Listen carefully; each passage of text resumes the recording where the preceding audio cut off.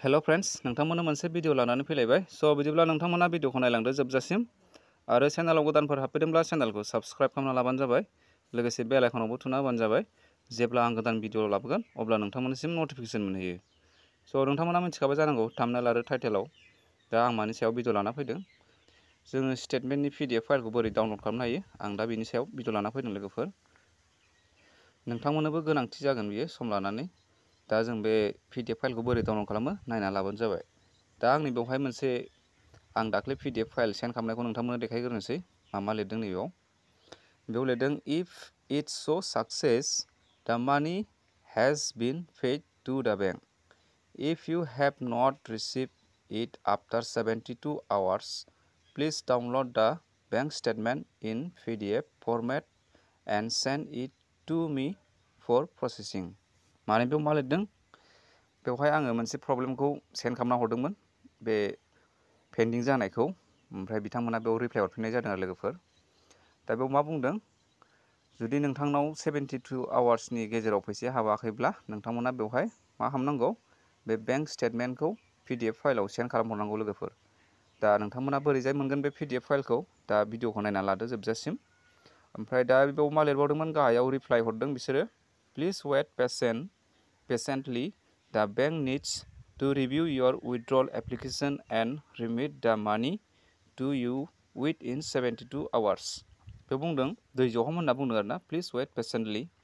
ओमफ्राय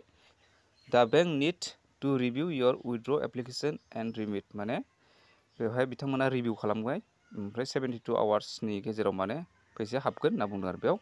ओमफ्राय आंना 2-3 घन्टानि उनावनो हाबनाय जादों आरो बे फाइलखौ हरनायनि उनावहाय दा जोङो बोरैजाय डाउनलड खालामो बेखौ नायना लाबानो जाबाय लोगोफोर दा जों फार्स्टआवनो गुगोलाव हाबनोसै आङो गुगोलाव क्लिक खालामबाय क्रोमाव दा बेवहाय जों मा खालामगोन टाइप खालामनांसिगोन आंना स्टेट बेंकनि नालाय आं दा नैबेयाव टाइप खालामसै स्टेट बेंकनि बेवहाय ओंखारदों स्टेट बेंक आंना नैबेवहाय सार्चआव ओंखारखादों नोंथांमोना बेवहाय गावबागाव बेंकखौ टाइप खालामबानो जाबाय आरोना आंना दा स्टेट बेंकनि नालाय दा स्टेट बेंकआव आं क्लिक खालामसै दा नैबेयाव ओंखारबाय नैबेयाव लिरदों स्टेट बेंक अफ इन्डिया बेवहाय क्लिक खालामबानो जाबाय जायफोरना स्टेट बेंक ओमफ्राय नोंथांमोना बेयाव क्लिक खालामबानो जाबाय आरो दा एसे लडिं जागासिनो दं लोगोफोर आंना नेटआ एसे स्ल' दा नैबेवहाय नेक्स्ट मोनसे पेज गेवबाय दा बेवहाय मा ओंखारदों आं बेखौ एसे जुम खालामसै नैबेवहाय ओंखारदों पार्सनेल बेंकिं नैबेवहाय लगइनआव क्लिक खालामना होबानो जाबाय खेबसे बिनि उनाव मा ओंखारखो दा बेखौ आं एसे जुम खालामबावनोसै लोगोफोर नैबेवहाय कन्टिनिउ टु लगइन ओंखारदोंना नैबेवहाय क्लिक खालामना होबानो जाबाय लोगोफोर कन्टिनिउ टु लगइन बेवहाय क्लिक खालामना होदो खेबसे दा आङो नै क्लिक खालामबाय दा बेवहाय मा ओंखारदों इउजार नेम पासवर्ड ओमफ्राय नैबेवहाय केपचार होनांगौ नैबे गाहायाव मा ओंखारदों टेक्स्ट लिरनाया 53EK7 बेखौ नैबे बक्सआव होबानो जाबाय गाहायसिननियाव ओमफ्राय जायफोरा माने गोदान खुलिनो नागिरदों बे नेट बेंकिंखौ नोंथांमोना खुलिनो हागोन नैबेयाव लिरदों निउ इउजार रेजिस्टार्ड ओमफ्राय हेयार एक्टिभेट बेवहाय नोंथांमोना थुनांगोन जुदि नोंथांमोनाव जुदि इउजार आइडिफोर गैयाब्ला नोंथांमोना बेवहाय खुलिनानै लाबानो जाबाय गोदान आइडिखौ बेवहाय मा होनांगोन नोंथांमोना नोंथांनि एकाउन्ट नाम्बार होनांगोन ओमफ्राय बेवहाय ATM फोरनि माबा कार्ड होनांगोन नाम्बारखौ होनांगोन ओमफ्राय नोंथांमोना बेवहाय मा डिटेल्स बिदों बेखौ होजोबबानो जाबाय आरोना बिनि उनावहाय नोंथांमोना नैबेवहाय इउजार नेमाव इउजार नेम होदो ओमफ्राय पासवर्डआव पासवर्ड होदो ओमफ्राय नैबेवहाय केपचारखौ होना होबानो जाबाय आं दा नैबेवहाय इउजार नेमखौ होनोसै बेवहाय आं इउजार नेमखौ होखांबाय बिनि उनावहाय नैबेयाव पासवर्डखौ आं होनोसै दायो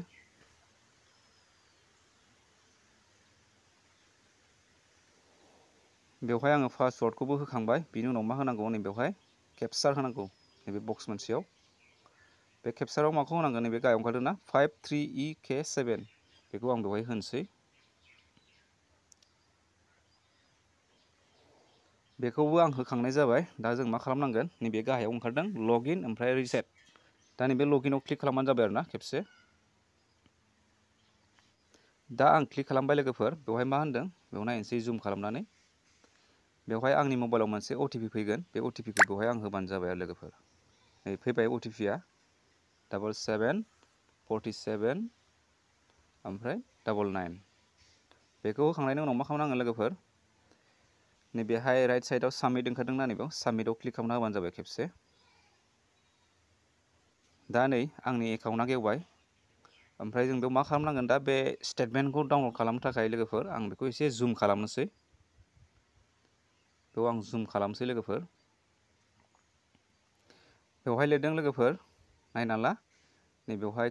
कुइक लिंक ओंखारदोंना मोनसे बेयाव सामारि एकाउन्ट सामारि ओंखारदों मोनसे एकाउन्ट स्टेटमेन्ट ओंखारदोंना बे एकाउन्ट स्टेटमेन्टआव जोङो क्लिक खालामबानो जाबाय खेबसे।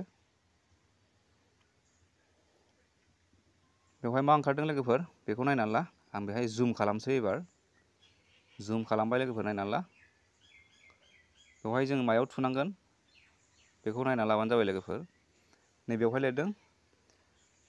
बाय डेट ओमफ्राय बाय मान्थ ओमफ्राय लास्ट 6 मान्थ ओमफ्राय फाइनान्सियेल इयार। जों दा मायाव क्लिक खालामनांगोन बेवहाय जोङो नैबेयाव क्लिक खालामबानो जाबाय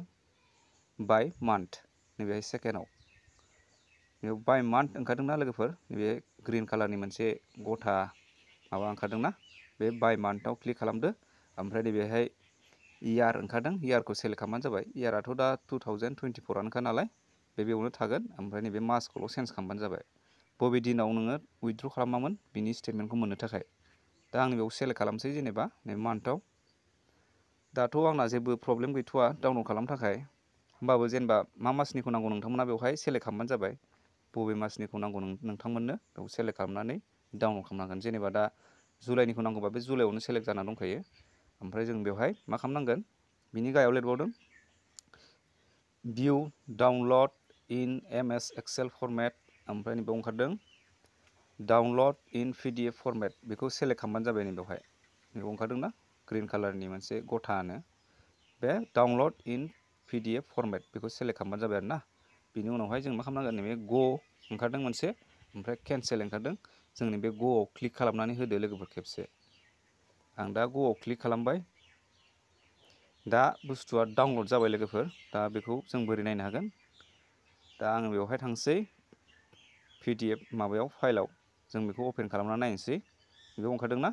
ड्राइभ PDF भिउवार्स बेवहाय क्लिक खालामनानै होनोसै आं दायो स्टेटमेन्टखौ नायनो थाखाय आरो ना। दा लडिं जागासिनो दङ लोगोफोर बे बुस्थुआ डाउनलड जाखाबाय आरो ना। दा नै बेवहाय PDF फाइला गेवबाय दा बेखौनो जोङो बिसोरनो हरनांगौ आरो ना बे PDF फाइलखौ अब्लानो नोंथांमोननि प्रब्लेमा सल्भ जागोन। बेनो जादों मोनसे बेंक स्टेटमेन्ट लोगोफोर।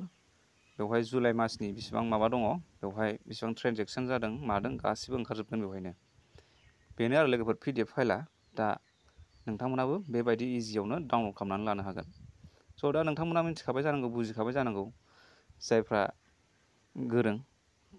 एसेथ' एसेयावनो बुजिखागोन। दा भिडिअ'आ बेनोमोन लोगोफोर नोंथांमोनाबो बेबायदिनो खालामनानै डाउनलड खालामनानै सेन्ड खालामहरबानो जाबाय अब्लानो नोंथांमोननि प्रब्लेमा सल्भ जागोन।